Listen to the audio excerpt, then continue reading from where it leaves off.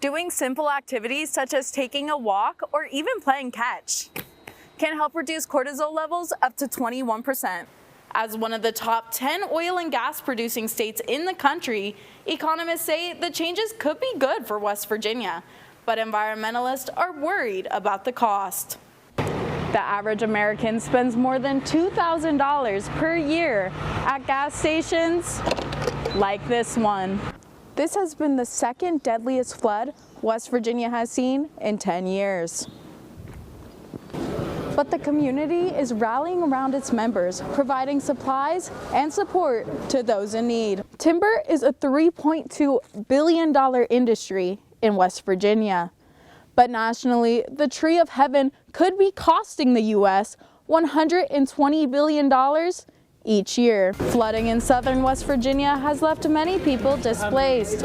I'm Regan Duceman, and coming up on WVU News, I'll tell you about the relief efforts set in place to help those in need. A 2024 national study says nearly 60 million adults have been diagnosed with a mental illness, but less than half received any form of mental health care. Thanks, Jackie. Patrick. 3 people were confirmed dead in the southern West Virginia flooding that had several rivers reaching near record levels. More than 100 homes experienced major damage and more than 50,000 people were without power.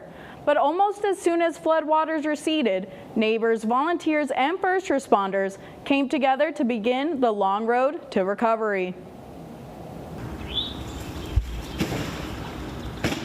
Record-breaking flooding in southern West Virginia has left residents like 82-year-old Yola Prater lucky to be alive. By the time I got my shoes on, I just barely got out of the house. Or if I was 5 minutes later, I wouldn't be here. Due to major rainfall on February 15th, 14 West Virginia counties were in a state of emergency. This has been the second deadliest flood West Virginia has seen in 10 years.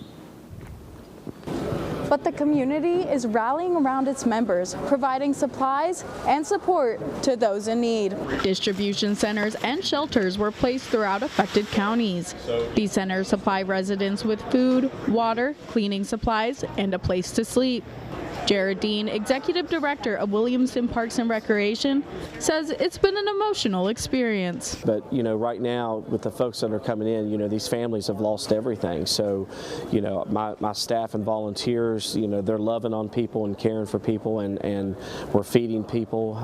It's been an emotional experience. More than 100 West Virginia National Guard members were deployed to assist with distributing supplies and rescue missions. Guard member Mason Foster says that cases like these can actually bring communities together. I got you. Cases like this, like everybody's equal.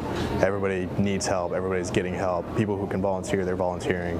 I feel like it just builds a stronger community sense of pride and just sense of accomplishment because you're doing something so amazing in times of desperate need. In 2023, more than 3 million Americans were displaced due to natural disasters.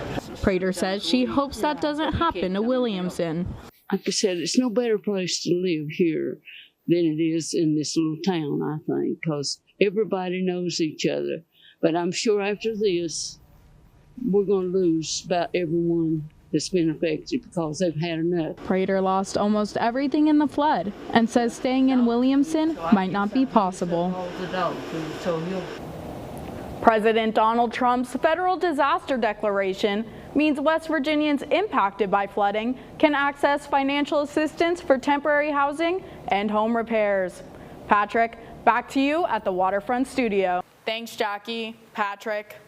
President Trump signed an executive order this month allowing more than 280 million acres managed by the U.S. Forest Service to be logged. The Department of Interior is also reviewing ways federal lands could be used for energy production, including mining and drilling. As one of the top 10 oil and gas producing states in the country, economists say the changes could be good for West Virginia, but environmentalists are worried about the cost. Hannah Phillips is a Pittsburgh resident who hikes multiple times a week. I find it really grounding, and it just helps me feel more present. But a new executive order from the Trump administration could impact parks like this one. It removes protections from national lands and could allow for mining, drilling, and logging. For energy states like West Virginia, WVU professor Dr. Ibrahim Fati says the change could be a good thing. I think it's going to have a very positive impact both on the oil and gas industry, specifically in West Virginia, and also the whole economy of the state.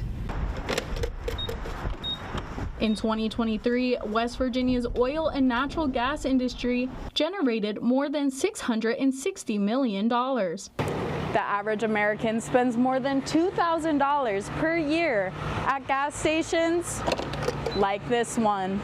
But Fati says more production in the U.S. could lead to a decrease in prices at the pump.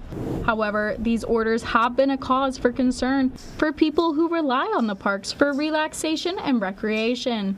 You want to kind of just look out and see the vastness and just see the natural elements, and I don't know, if there's fracking and drilling going on, I feel like you can't really fully be in the present moment. Some park officials say the changes could also lead to a decrease in visitors. A study by the National Recreation and Park Association found more than 50% of Appalachian Park users are concerned about the future of regional parks due to natural gas fracking. Patrick, back to you at the Waterfront Studio.